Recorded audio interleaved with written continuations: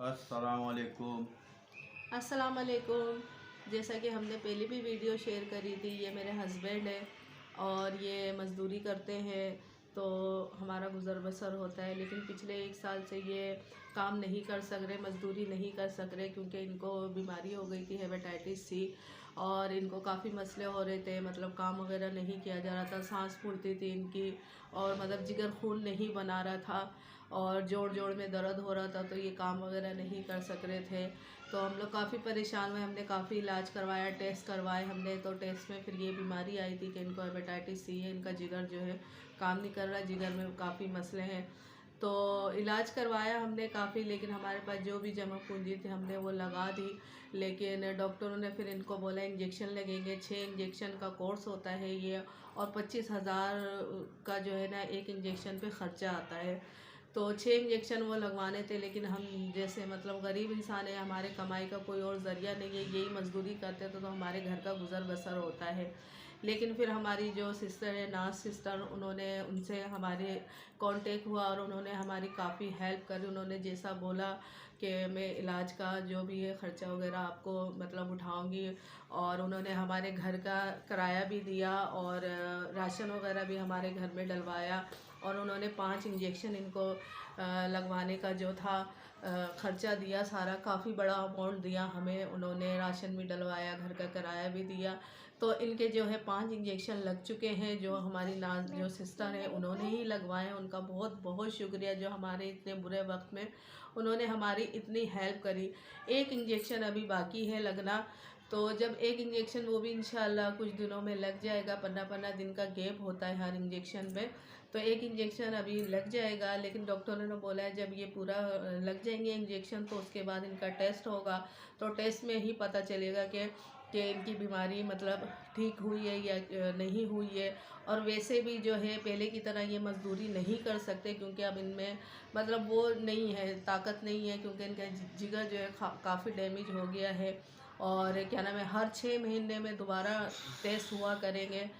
तो इसी वजह से हम लोग काफ़ी परेशान हैं। भी मतलब मैं भी बीमार रहती हूँ, मतलब मेरा ब्लड प्रेशर हाई रहता है और हार्ट का भी मसला है मेरा।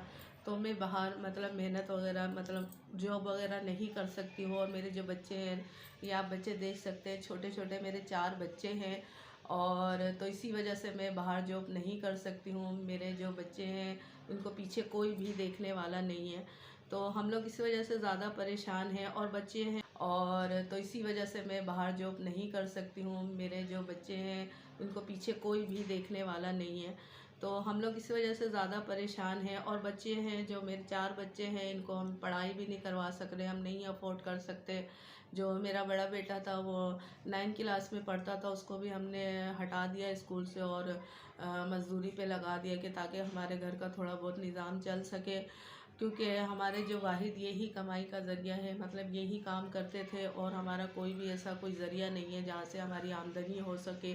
और हमारा किराए का घर है और किराया हमारा इस टाइम 15,000 रुपये जाता है, हर महीने का 15,000 हमारा किराया जाता है। बच्चों की जो पढ़ाई है वो हम नहीं अफोर्ड कर सकते।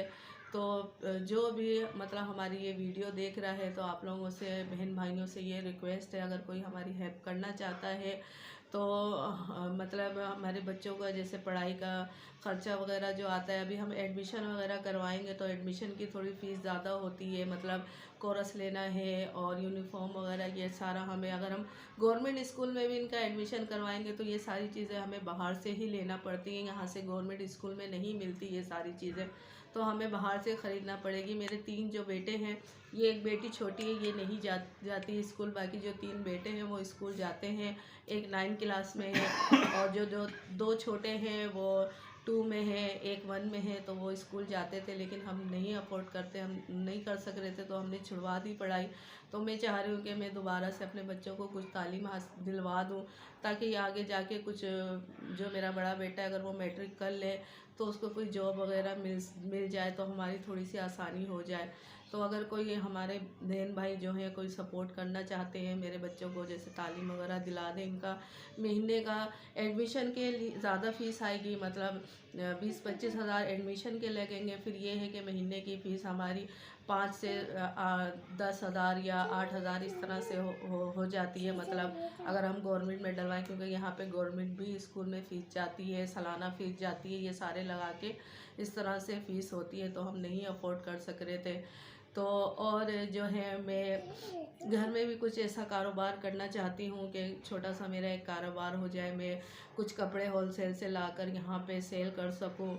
और मुझे सिलाई का काम भी आता है, लेकिन मेरे पास जैसे सिलाई मशीन वगैरह नहीं है, तो मैं सिलाई करके भी थोड़ा सा कुछ कपड़े अपने साथ रख लूँ बेचने के लिए, और कुछ सिलाई वगैरह करके वाहिद कमाई का ज़रिया यही है। यही मज़दूरी करते थे तो हमारे घर का सिस्टम चलता था। अब ये इस तरह से मज़दूरी नहीं कर सकते हैं। तो आप लोगों से यही रिक्वेस्ट है, अगर कोई हमारी हेल्प करना चाहता है या हमारे घर का कोई किराया देना चाहे, हमारी बच्चों की जैसे कोई तालीम दिलवाना चाहे, तो वो भी करवा सकता है। महीने के महीने हमारे इस तरह से ख़र्चा 15,000 हमारे घर का किराया है। बच्चों की जो है एडमिशन वगैरह 20 से 25,000 तक आ जाएगा। वैसे महीने की जो हमारी फ़ीस जाती है वो 5 से 6,000 होगी बच्चों की, और 15,000 हमारे घर का किराया होता है। और तो उनका बहुत बहुत शुक्रिया अगर कोई हेल्प करना चाहता है तो।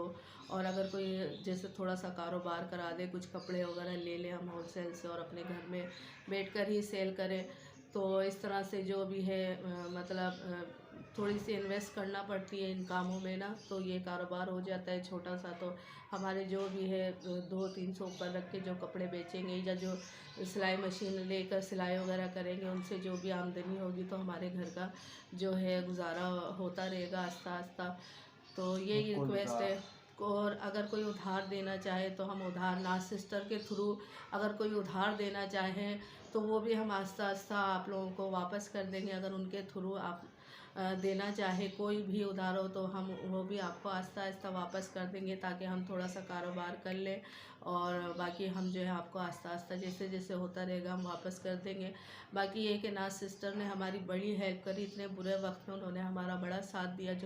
जो उन्होंने वादा किया वो पूरा किया, हमें सारा सपोर्ट किया। हमारी घर का किराया, राशन और इलाज के पैसे बहुत बड़ा अमाउंट उन्होंने दिया। बहुत बहुत शुक्रिया उनका। तो अगर इस तरह से कोई हमारी हेल्प करे तो बहुत बहुत मेहरबानी होगी आप लोगों की। जज़ाकल्लाह। अल्लाह हाफिज़।